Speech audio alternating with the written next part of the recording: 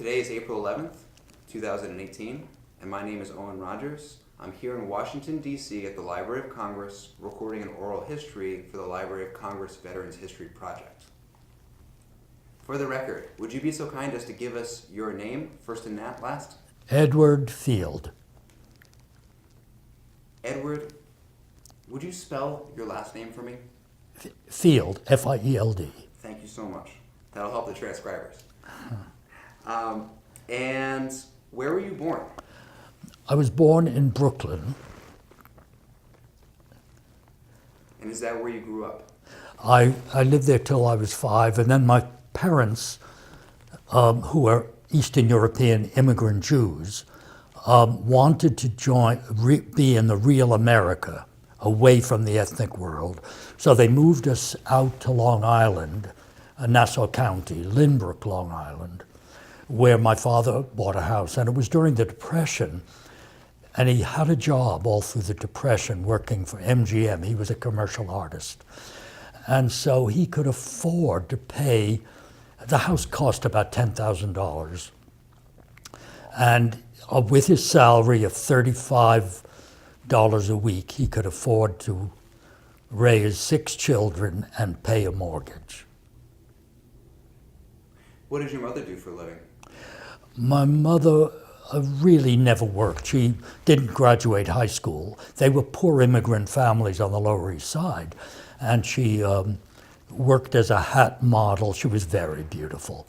And she worked as a hat model and really didn't work otherwise.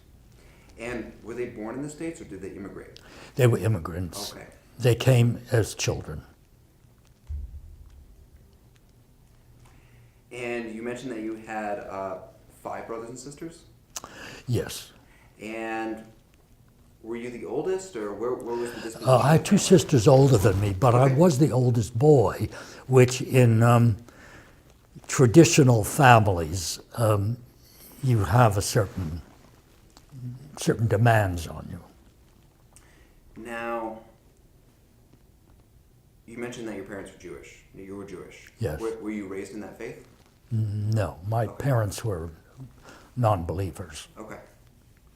And so what was it like growing up in Long Island during the Depression? It was horrible because it was so anti-Semitic, and they were so at least in our part of town, there were very few Jews, and so we were considered interlopers. Nobody wanted us there. They made you feel. And so when my first day in school, a teacher came in and said, "Who's the Jewish boy?" And I had to stand up. And it was like that the whole time I lived in Lynbrook. Of course, when I went to high school, it was better, but not much. It was not a welcoming community at all. And in fact, Nassau County was the home of the German-American Bund. Right. And when we moved in, there were swastikas on telephone poles, and there had even been a campground for the Hitler Youth behind us. Maybe they didn't call themselves Hitler Youth, probably German Bund Youth or something like that. Now, did you ever feel like you were the victim of what we'd call now a hate crime? Of what? Do you ever feel like you were the victim of what we'd call now a hate crime? No, that was America then. These were good Americans. These people were not bad people, but they had their racial views. It was a very WASP community. Even Catholics didn't have an easy time there. And anyone with a lot of children, my mother was considered an animal to have so many children. No, America was not an easy place for minorities. And we had no blacks. There were no African Americans in town, and we would. Well, my mother's family was fair, but I and my father's side of the family were all dark, and that was, we were the blacks. how many Jewish families were you aware of in your area? Well, there were none. My father got his best friend from the Bronx to move across the street. So later on, there was one Jewish family.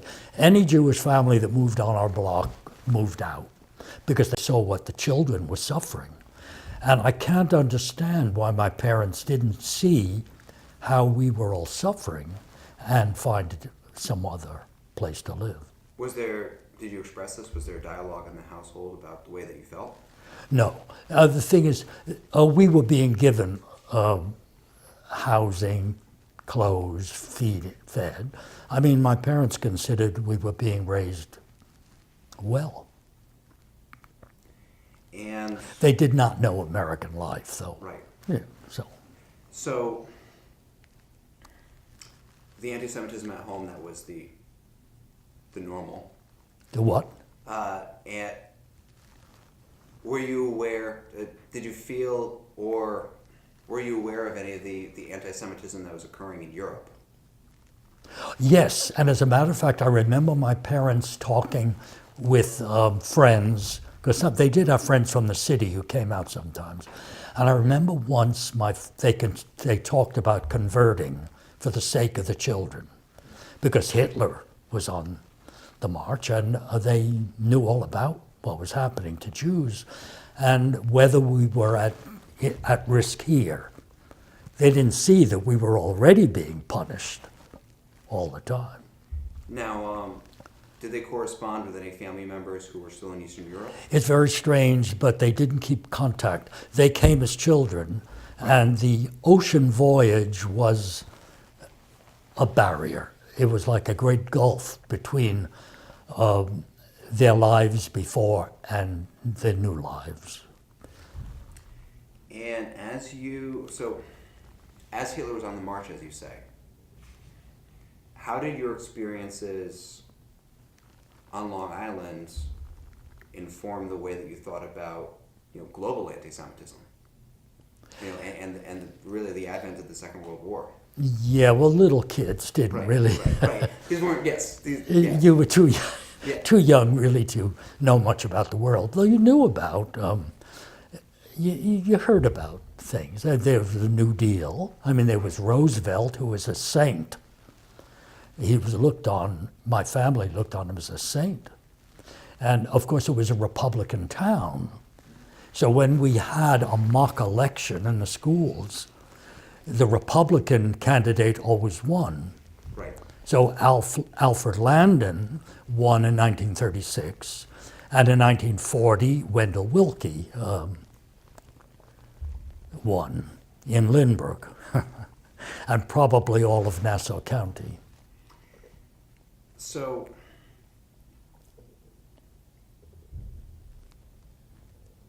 your father, in his MGM work, do you think he experienced similar anti-Semitism at work? He couldn't get the job without changing his name. Fascinating. His name was Feldman, and he changed it to Field in order to get the job. And in fact, later on, I tried to get a job in advertising. When I graduated high school, I tried to get a job in advertising as an office boy, and I couldn't. I finally found a Jewish advertising agency that would hire me.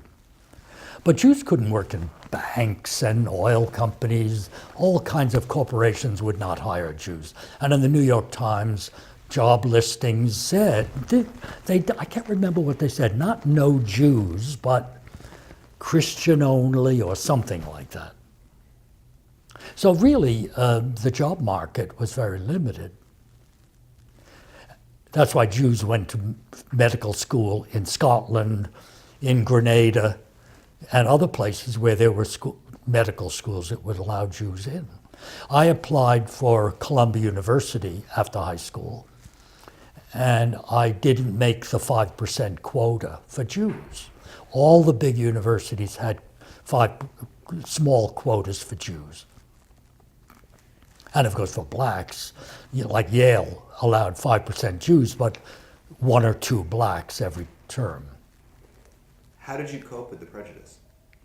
Cope with who? How did you cope with the prejudice? Well, I was a very friendly person. I could never understand people not liking me. And did you ever feel any desire to get out of the city? I know you mentioned you applied to Columbia. Well, it wasn't the city. It was Lindbergh, Long Island. It was the country. We considered the country, but it was the suburbs, of course. Right. It was everybody commuted to work in New York. So would have Columbia been a haven? Even I know you mentioned. Oh yes, it would have been wonderful. Sure.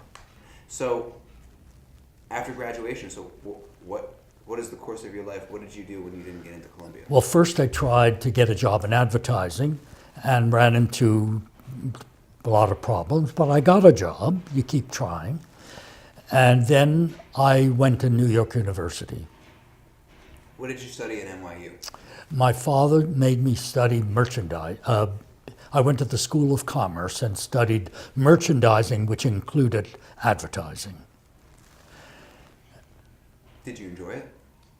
No. I was not happy. I didn't like it. Did you complete your degree? No, I dropped out and joined the Army in order to escape. What year did you join the Army? In 42, the end of 42. And I was 18, and I wouldn't have been drafted as long as I was in college. But I prevailed upon my parents to give me approval. And the fact that I was fighting Hitler with a Jewish family, that meant something, even though they didn't want me to go. Was that definitely a compelling reason in the back of your mind when you joined, to fight Hitler? No, it was my excuse. Okay. I wanted to get away. And what made you choose the Army? I chose the Air Force. You had a choice of, if you enlisted, you had a choice of services. So I chose the Air Force, which was a separate branch of service then. It wasn't the Army Air Force yet. And now I know from your bio that you became a navigator.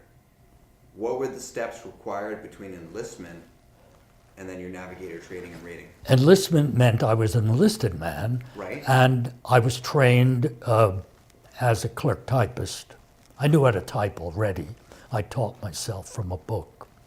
And so I was sent to clerk typist school in Colorado.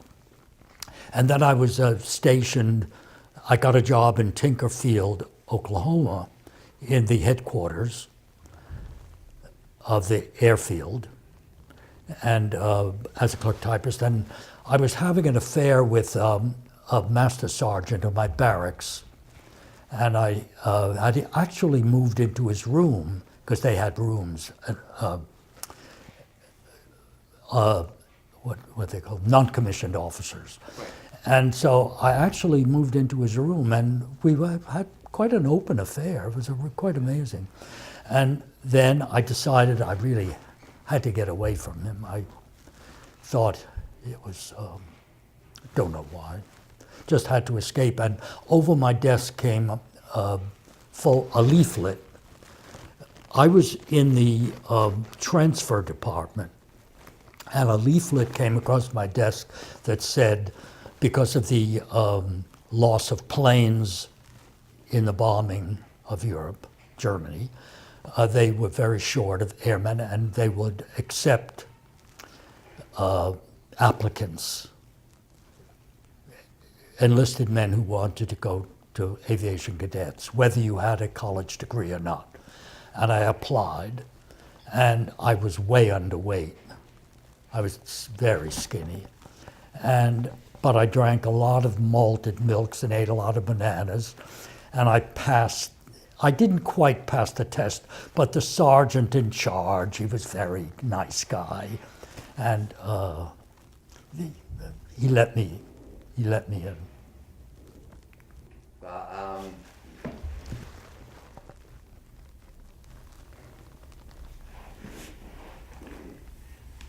Do you feel like this was your opportunity to escape Oklahoma? And Escaped my boyfriend. Oklahoma was okay. Oklahoma was okay. Yeah. And so, while you were stationed, did you experience any anti-Semitism in the military?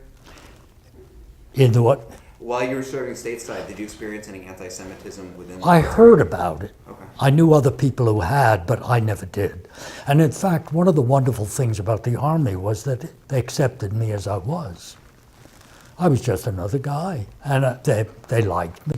I mean, I was very friendly, and everybody liked me. It was amazing. Coming from a place where everybody despised me, because I grew up feeling ugly and inferior, and then I came to a place where I was accepted. It was really wonderful. And in that spirit of acceptance, you mentioned this is somewhat of an open relationship with your master sergeant. Yeah, well, you couldn't be gay, openly gay at the time, but it was, you managed. It was no worse than in civilian life. And of course, there were many gay guys in the Army. Had you had any male relationships before serving in the Army, or is this your first relationship? Well, I'd had some relationship, not serious, but had sexual experience as a civilian. And Because New York, another thing is going to work in New York. New York was always a gay-friendly city. They didn't need gay liberation in New York City. And it was also much friendlier to Jews than Nassau County. But actually, as a gay man, I think being a Jew was always more of a problem for me than being gay.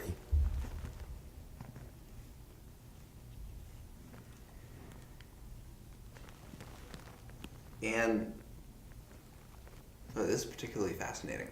And so, while you were in the service, it was, you said it, were you out while you were in You the service? couldn't be. No, you couldn't be, but then you couldn't be anywhere. And it was perfectly all right because your sexuality is yourself. And you had, everything was a little underground, but there was an underground, and you were aware of it, that there was a gay underground in the military. In fact, they used to say, if you came to a new base, go to the chaplain's assistant, and he will tell you, he's always gay, and he will tell you what's going on. So, did you feel like you had a support network?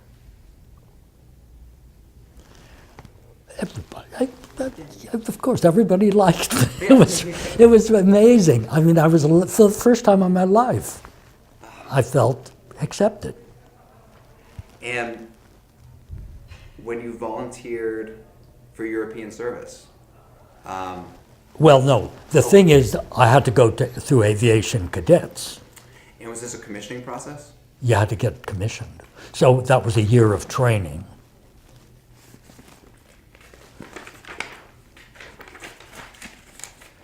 And I got my commission. Where were you commissioned? I was in San Marco, Texas, I think, at the airfield. And how were you selected for navigation? Because when they put me through the process of testing, there was a test. I had to go to San Antonio and be tested. And my math was high, and they were short of navigators. So I was good at math, and they put me in for navigation. I thought I wanted to be a fighter pilot. You know, you want to be the most glamorous role you can think of, but I didn't get to do that. It was fine. It was fine just being in the Air Force. How much choice did you have for particular occupation, whether you were a fighter or a bomber air crewman, or was it all prescribed based on your test score? Prescribed. I never really had any choice. And all this time, were you corresponding or communicating with your family? Yeah. And what did they think about your service? About you volunteering to go to Europe? Well, they were very, you know, I think they were proud of me, and there was really no problem. Now, after your commissioning, where did you go? There was all sorts of. I was sent to Baton Rouge until they found a place before going overseas. It was sort of a selection of some kind of holding. It was more like a holding ground. And then I was sent to Lincoln, Nebraska to join a crew to fly a plane abroad. One of the big things about the Army was also I discovered poetry. And that was really a very important thing in my life because I'd never thought of it before. And it's what I've devoted my life to. And I was getting on a train after basic training when I was an enlisted man to go to clerk typist school, and a Red Cross lady gave me a little package for the train. It was a 3-day train trip. And in it was an anthology of poetry, a Louis Untermeyer anthology. And for the 3 days crossing the country, I read that book. And when I got off the train, I knew I was going to be a poet. Do you recall the first time you wrote poetry? I started writing right after that. And I did send poems to my family, which I found after the war and tore up. Because of content or style? Well, they were amateur.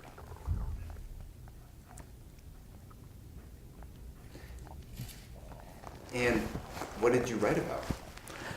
I don't really remember loneliness. The thing when I have poetry students, I never let them write about being lonely, sunsets,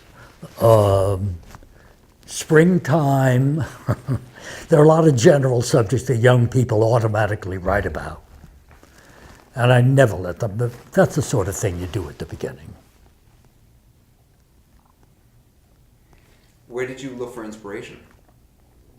Besides the Well, sunsets. back then, of course, I didn't know anything. I just wrote. It didn't mean anything. But I did actually meet some poets in the Army. Who did you meet? I met a poet named Coleman Leavenworth. When I first, I can't remember, I guess it was on my air base in England when I was in the war. I met an officer who was a poet, published poet. And then he told me all about all the poets and poet scene in London, because he went down to the Gargoyle Club whenever he got off base. And he'd meet American poets and British poets like Stephen Spender and George Barker and T.S. Eliot. They all went to the Gargoyle Club. And American poets like, there was a famous, wonderful American poet named Hudson Thompson who worked, I think, on Stars and Stripes, the paper. And a lot of these people were gay, too, so it was really, the poetry world was mixed. And so I heard all about the gay life in London, too.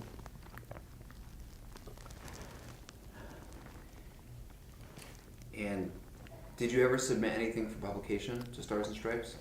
No, I didn't. I really wasn't ready to do anything like that.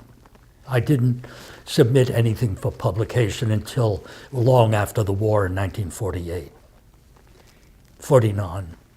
And about gay culture in London. I know you mentioned chaplain's assistant being the portal to gay culture in the States. Was there a counterpart, or was there... Same thing. The chaplain's assistant on my air base in England was also gay. There was a gay underground on every base. And it wasn't so underground either. It was really quite open.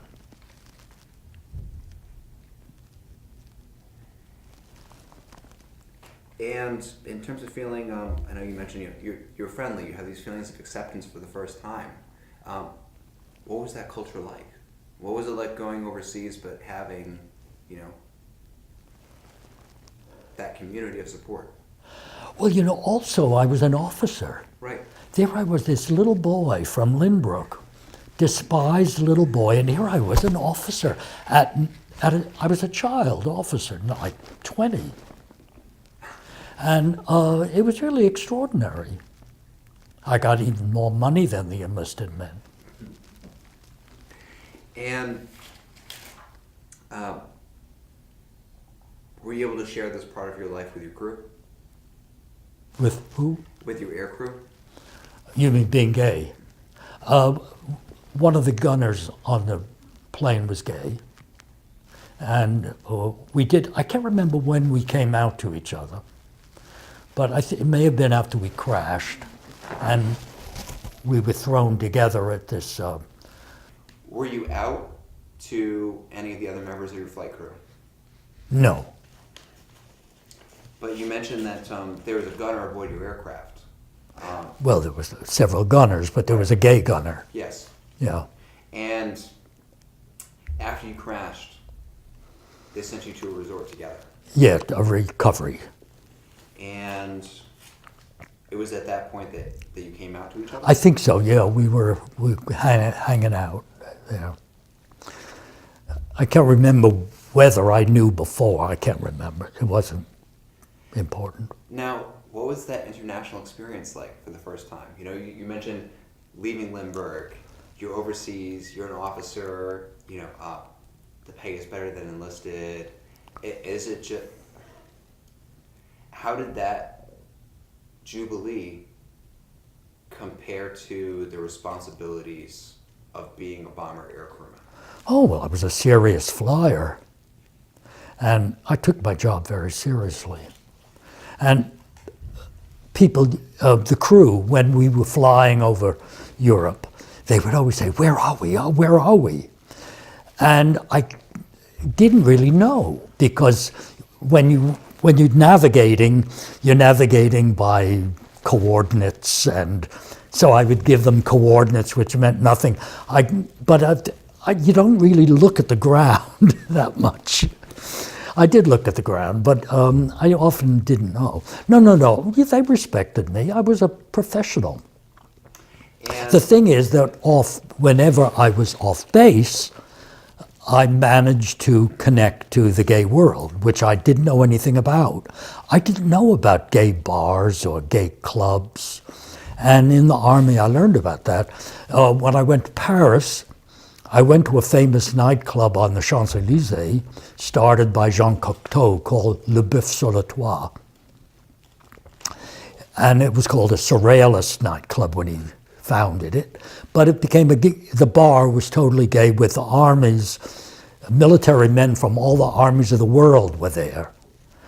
And I walked into that bar, and it was incredible. I didn't know about these things. I thought people just sort of made out privately.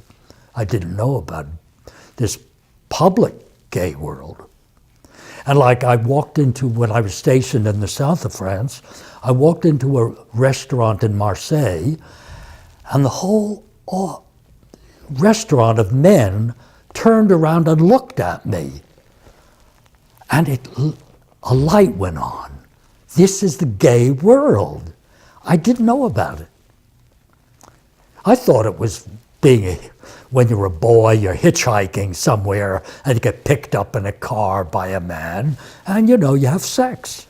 It didn't mean, that's all I thought it was. I really didn't know about this whole world. So in the Army, I discovered the gay world. And did you feel accepted? Oh, everybody liked me. I felt terrific. Yeah. And I like to wear a white silk scarf and be glamorous, And were you ever able to replicate that experience after the military? Did you ever find that? Oh yes, I found even more because people told me. I used to go to a gay club in London called the White Room. Right. Everybody was in the army there too. And they told me where to go in New York when I came home.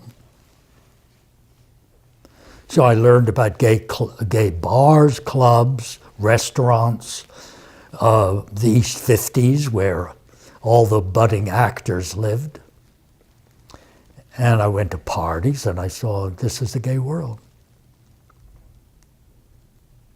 Illumination. No, the military was very good for me. It was really a wonderful time in my life. I discovered poetry, my career, and I was respected for the first time. I had, though I did have to go to an analyst for many years later to work out a lot of the childhood mess inside. And that was really very good. So how did you balance this feelings of acceptance with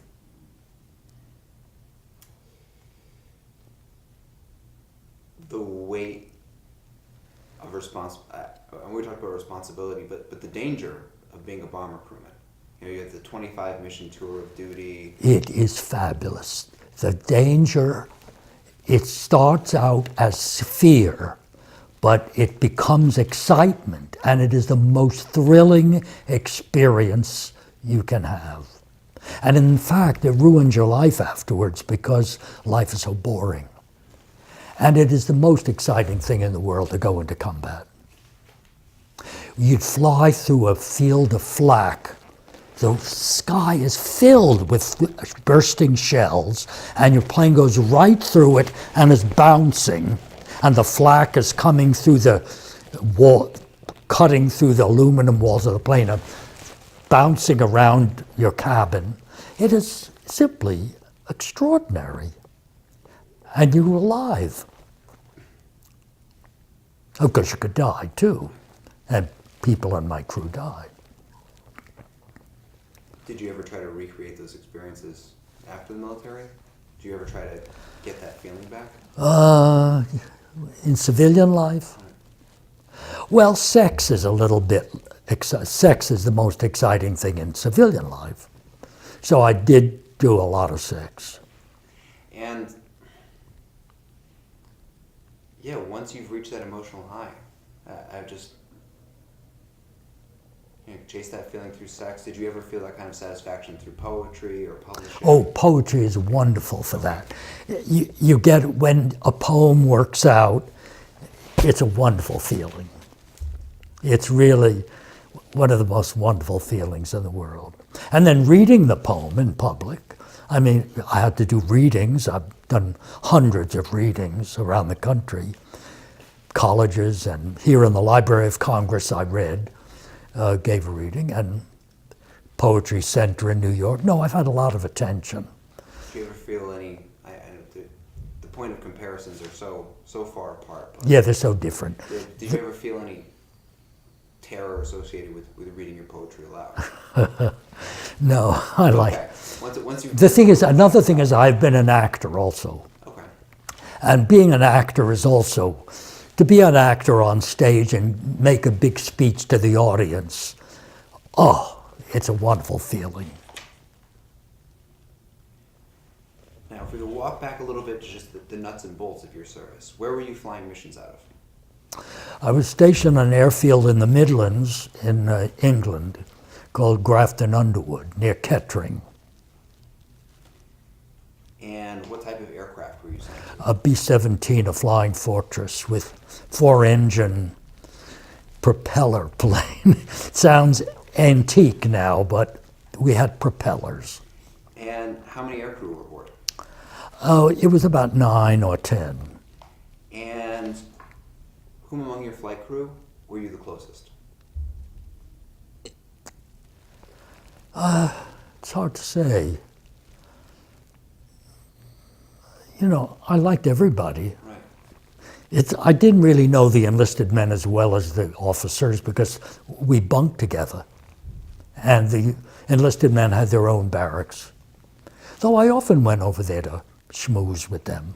I was sort of friendly. And until your aircraft was lost, did you have the same crew, or were there any replacements? The first, after the bombardier, the toggler, they called him, because he didn't have to be an officer. All he had to do was pull a switch. When he saw the plane ahead of us drop their bombs, he had to just pull the switch to let go our bombs. And he only flew one mission and then asked to be relieved because he was so frightened. And was that an option for aircrew? Apparently he could do it. They let him do it. If you're too scared to do it, they don't want you. They put him on the ground crew.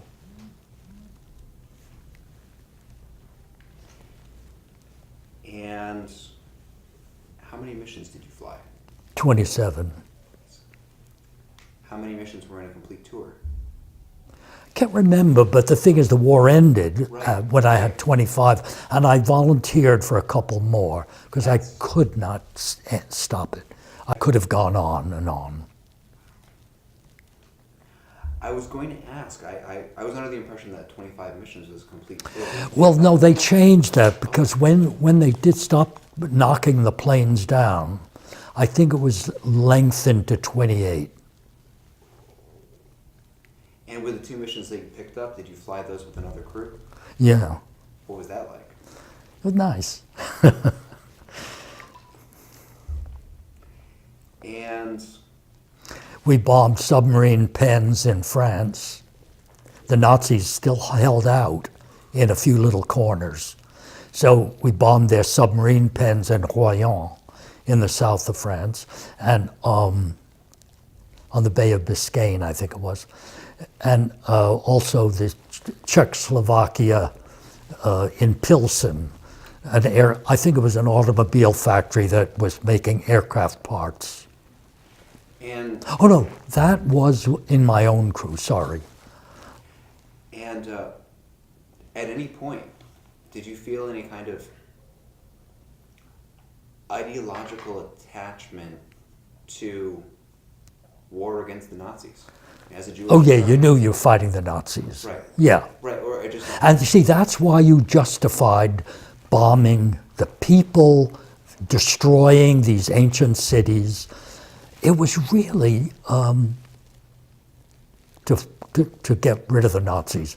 And we never thought that we were bombing their pets, the zoos. I mean, can you imagine? We did terrible things, even though we had to do it.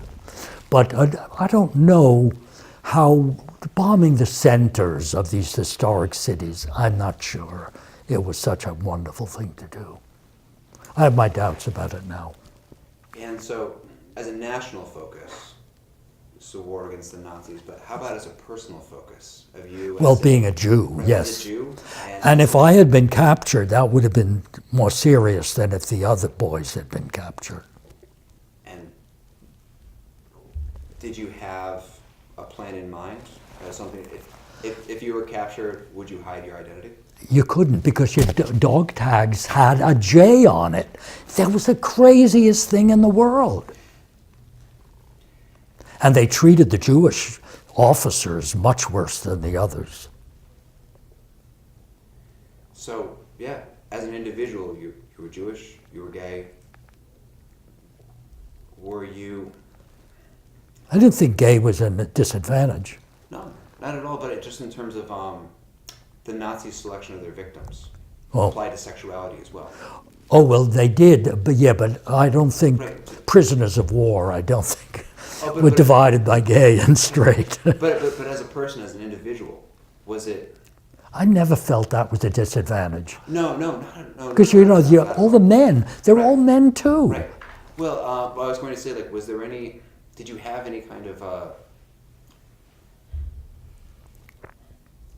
fighting the Nazis? Did it feel personal to you? Of course, yes.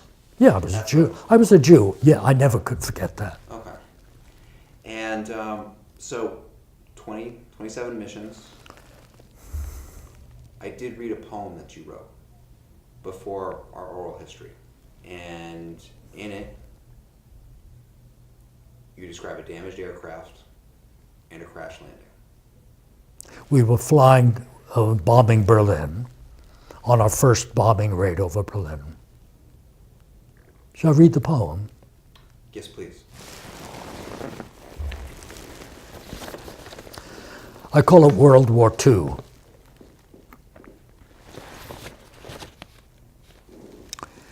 It was over target Berlin that flak shot up our plane.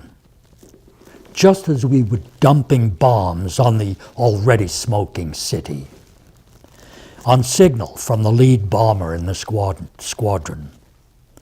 The plane jumped again and again as the shells burst under us, sending jagged pieces of steel rattling through our fuselage. It was pure chance that none of us got ripped by those fragments. Then, being hit, we had to drop out of formation right away, losing speed and altitude. And when I figured out our course with trembling hands on the instrument, I was navigator. We set out on the long trip home to England, alone, with 2 of our 4 engines gone, and gas streaming out of holes in the wing tanks. That morning at briefing, we had been warned not to go to nearby Poland, partly liberated then by the Russians.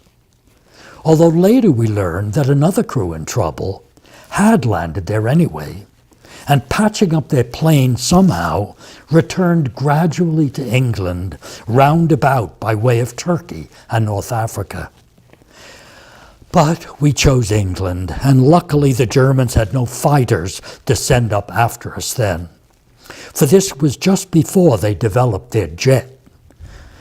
To lighten our load, we threw out guns and ammunition, my navigation books, all the junk, and made it over Holland, with a few goodbye fireworks from the shore guns.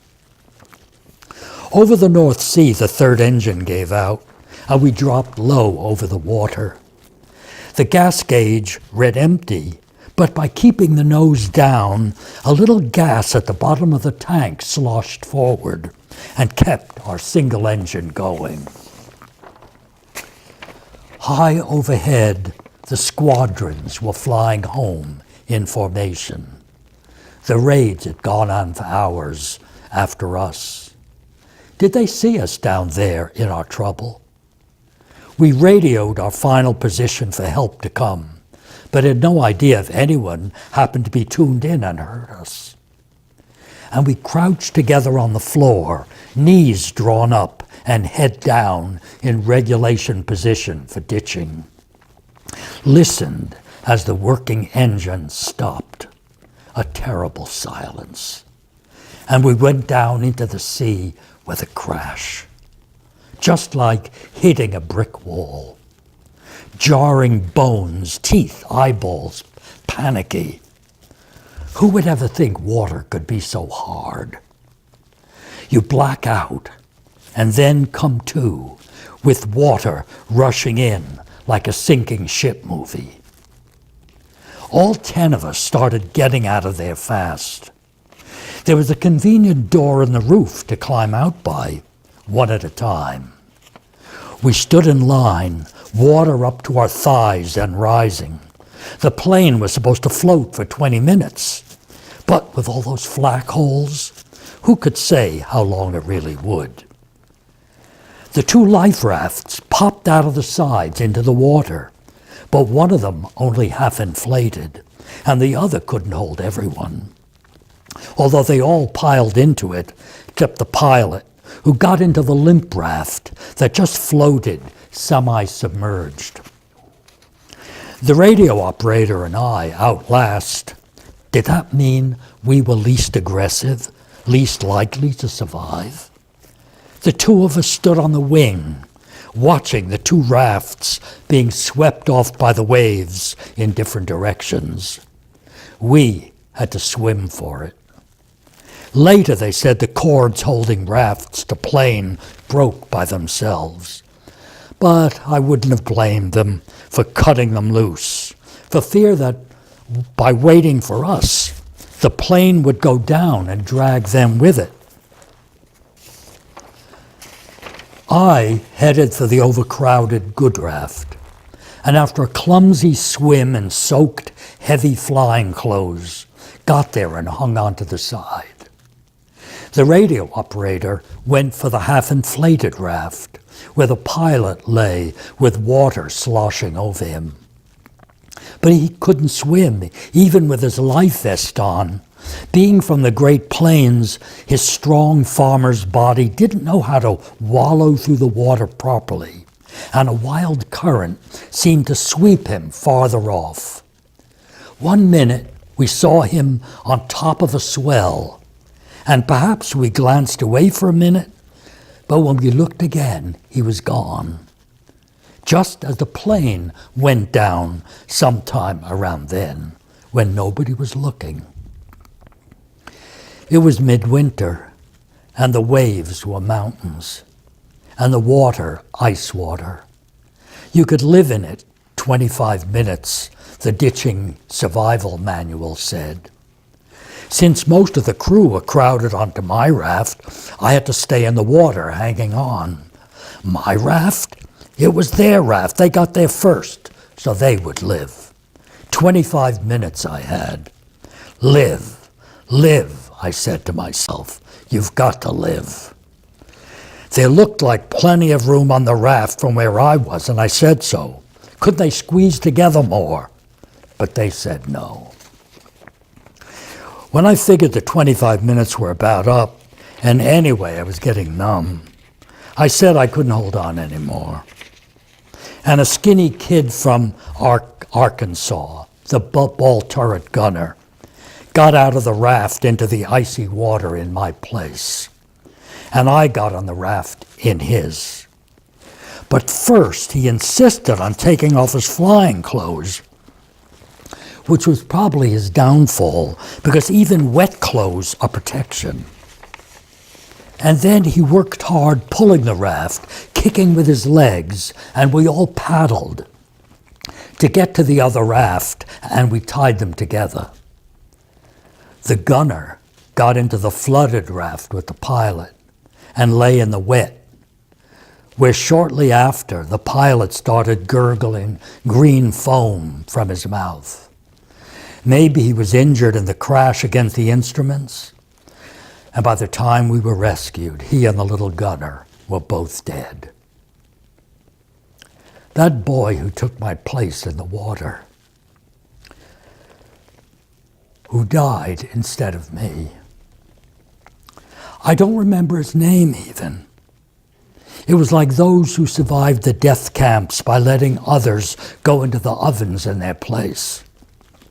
It was him or me, and I made up my mind to live. I'm a good swimmer, but I didn't swim off in that scary sea, looking for the radio operator when he was washed away. I suppose then, once and for all, I chose to live, rather than be a hero, as I still do today.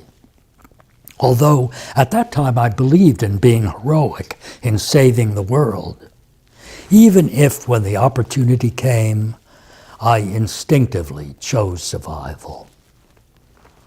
As evening fell, the waves calmed down, and we spotted a boat far off and signaled with a flare gun, hoping it was English, not German. The only two who cried on being found were me and a boy from Boston, another gunner. The rest of the crew kept straight faces. It was a British air-sea rescue boat. They hoisted us up on deck, dried off the living, and gave us whiskey and put it to bed, and rolled the dead up in blankets, and delivered us all to a hospital on shore for treatment or disposal. This was a minor accident of war.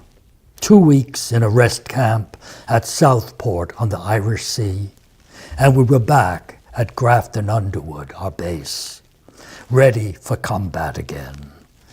the dead crewmen replaced by living ones, and went on hauling bombs over the continent of Europe, destroying the Germans and their cities.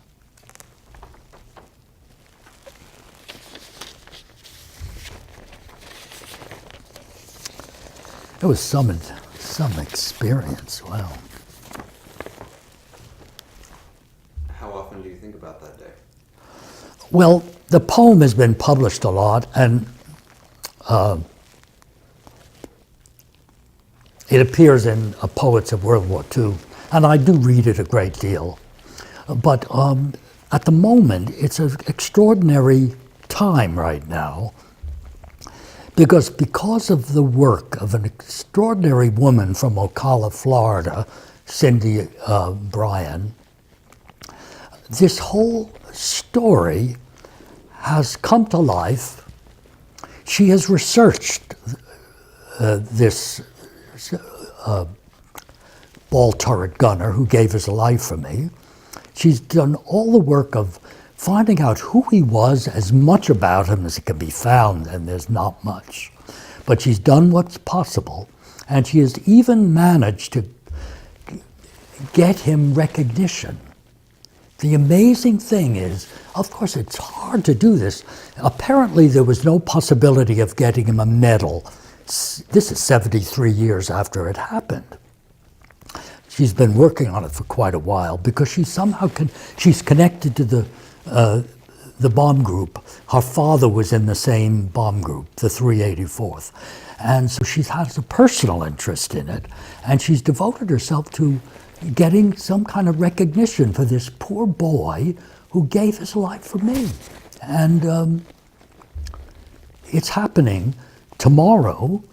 Congressman Bruce Westerman of Arkansas is going to make a proclamation on the House floor, giving this boy credit for giving his life for me.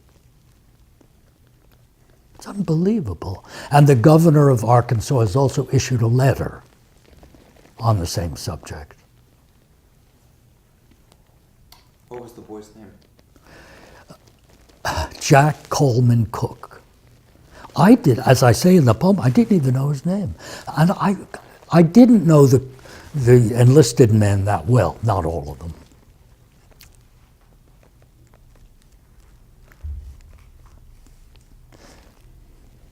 I think it was only our third mission, so I didn't really know them much. What was it like to climb back aboard another aircraft and do it again? I just did it. I liked doing it, and I liked being in the military.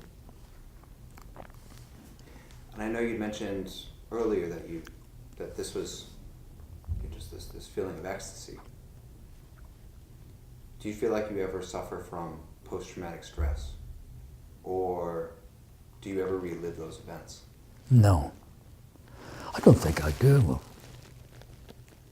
There was no PTSD back then anyway. It was called battle fatigue. I don't know. They had different words for it.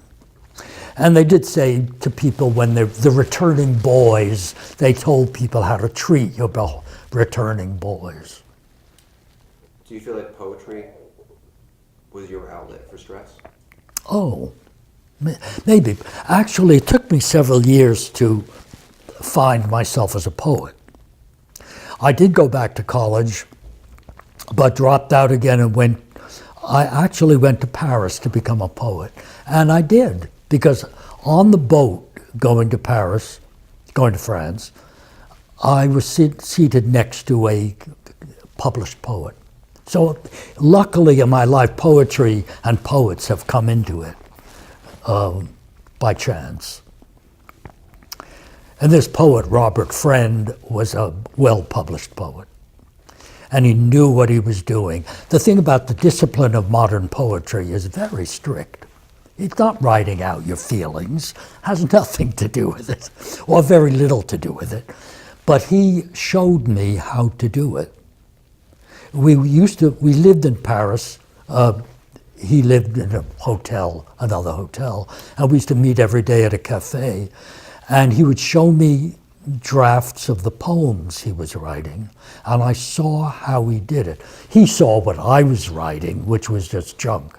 But then I saw how he worked on the poem, revised it, how he re-chose words, how he found what he was saying.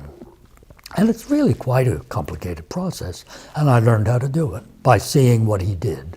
And I remember my first poem that succeeded, he said, "You've done it." And I sent that poem to a magazine in England, Poetry Quarterly, and I had my first poem published in a very respectable literary magazine. What year was this? 1949.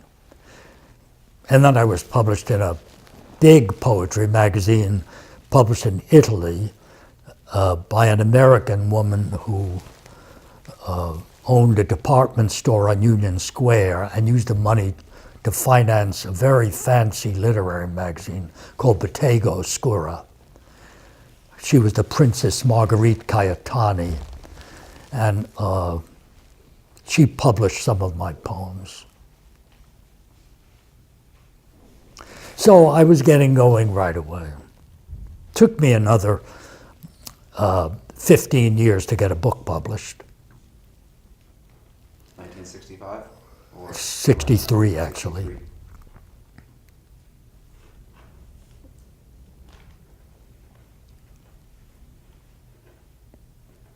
Do you feel like you're still growing as a poet? Well, Do you feel like you're still growing as a poet?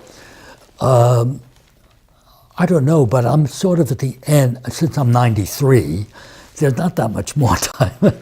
So I think that my big job now is to do my collected poems. I mean, I'm growing as a poet. You're always growing as a person, and so I guess so.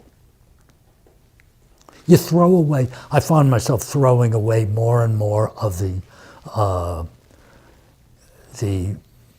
unnecessary stuff.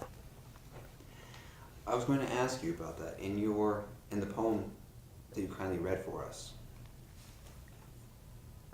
there are particular details that you mention. You know, the pitch of the aircraft, the slosh of the gasoline, the color of the foam coming out of the pilot.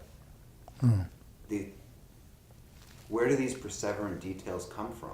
And are these the details that are left in after you've thrown away other content? Yeah, see, since it's a narrative poem, I do have a lot of narrative elements in all of my poetry, but since it is a strictly narrative poem, you can't put too much detail in, because the story has to carry it. How do you choose what to include? Instinct. And of course, you can't repeat. One of the big things about poetry is you cannot repeat words.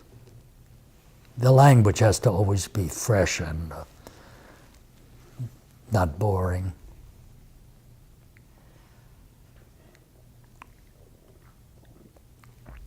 How long did it take you to write that piece? Can't remember. You know, I can't remember. Oh, and what year was it published? Oh, it was in my second book, Variety Photoplays from 1967. And then I've included it, since several of my books have been selected poems, some poems from each of my books, I've included that in several other books.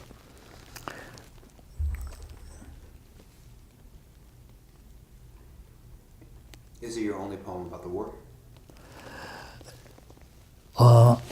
I had read a poem on Garrison Keillor's program last couple of years ago, I guess. I wrote a poem about having my cataract surgery, and I used the metaphor of a bombing mission.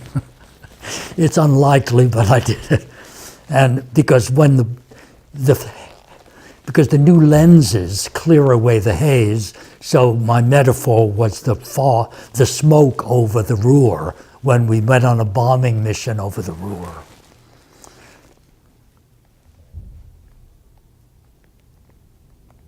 So I have written that. That hasn't been in any collection yet.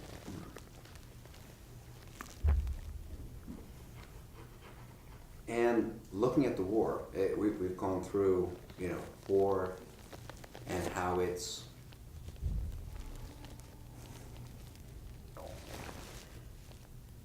allowed you to express sexuality. War in which is provided just this ecstasy through terror and excitement. How else has it changed you? The war?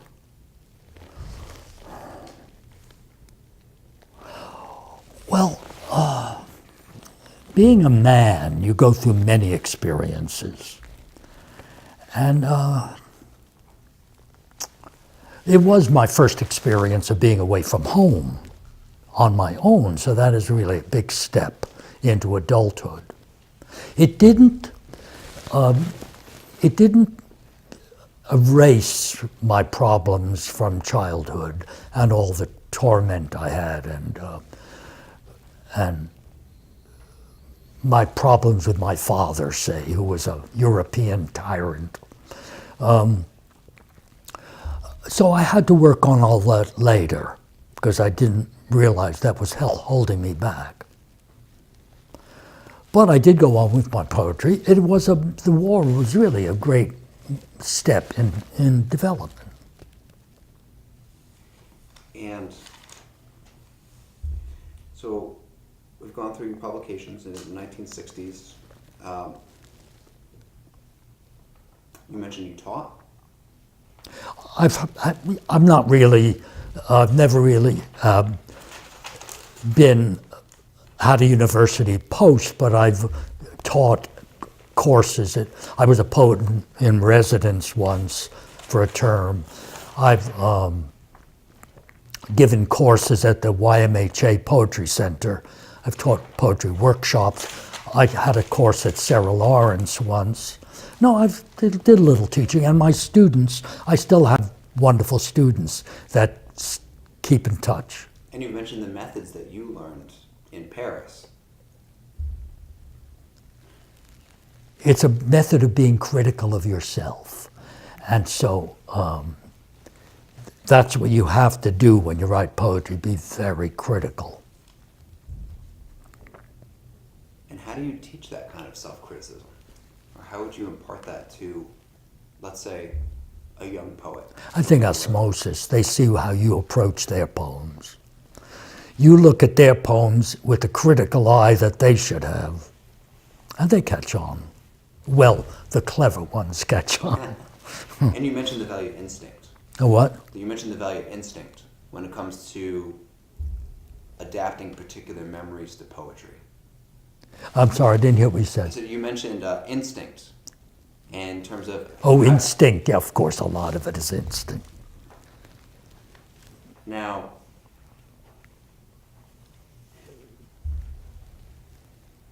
it's hard to teach instinct, and I don't know if you can. You can't. And the thing is, the people who are capable of doing these things do. Okay. Is it a particular talent that you can spot in people? Once in a while, you sometimes have extraordinary students and you spot them. And they don't all go on with their poetry.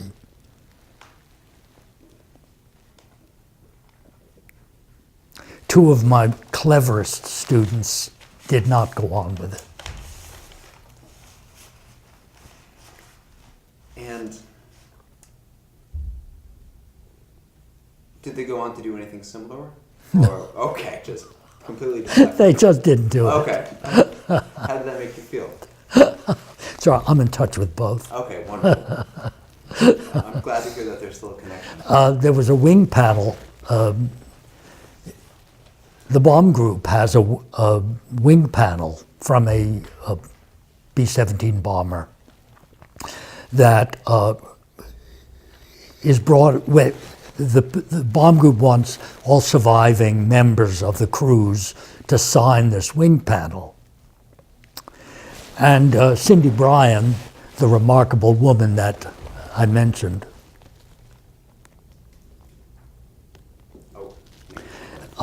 she let them know I was available.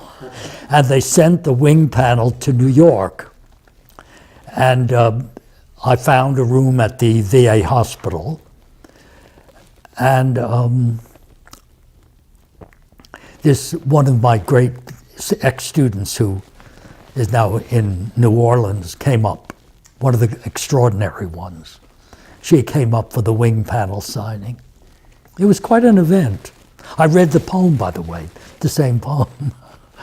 Now, did you put any poetry on the wing, or did you just sign your name? I just saw my name. And that brings me to the question, were you part of any particular reunion or military organizations after the war, or associations? No, I've never done that. I go to the VA hospital, though, for old man diseases and illnesses. So,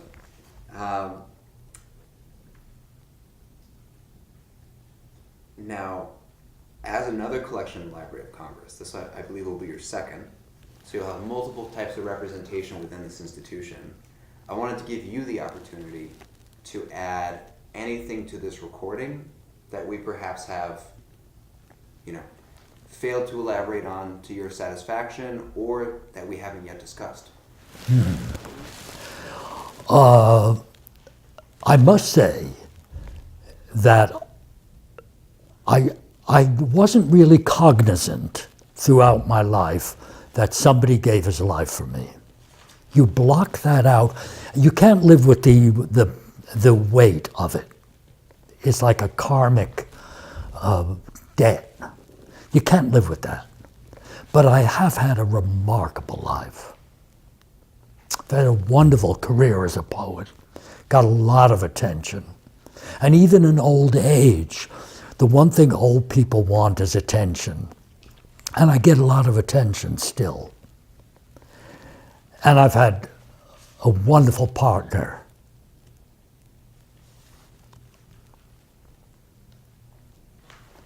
And so I think I can't really complain. I've had simply extraordinary. So I have everything.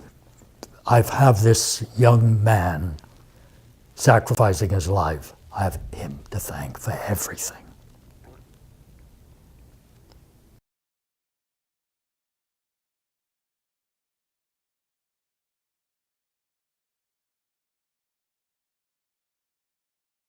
Well, on behalf of the Library of Congress Veterans History Project, I want to say thank you for sitting for this opportunity, for sharing your work, and imparting your experiences into its permanent collections.